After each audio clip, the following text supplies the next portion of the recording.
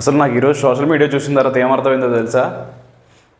ఎన్టీఆర్ అన్న ఆపోజిట్గా ఎవరుంటే వాళ్ళది సాంబార్ తాగేస్తాం అనమాట. మనం సాంబార్ అంటే మళ్ళీ మామూలు సాంబార్ కాదు, అది పాచిపోయినా సరే తాగేస్తాం, అంత టేస్ట్గా ఉంటుంది.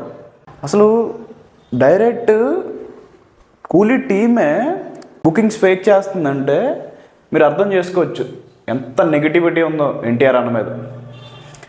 ఇప్పుడు గ్రీన్లో కనపడతాయి, మళ్ళీ సోల్డ్ అవుట్ అయిపోతాయి, మళ్ళీ వెంటనే గ్రీన్లో కనపడతాయి. బా ఏం స్ట్రాటజీ రా బాబు. అసలు వైఆర్ఎఫ్ఏ కదరా ఫస్ట్ రిలీజ్ డేట్ అనౌన్స్ చేసింది, అయినా సరే మనకి సాంబారే రుచి.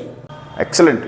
మనకి తమిళనాడులో 10 కోట్లు 15 కోట్లు కలెక్షన్లు వస్తాయి, మనం మాత్రం 50 కోట్లు 100 కోట్లు ఇస్తాం.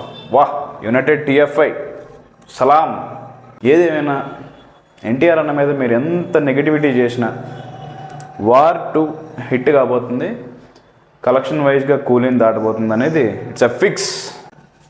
ఎనీవే వార్ 2 తర్వాతే ఏదైనా.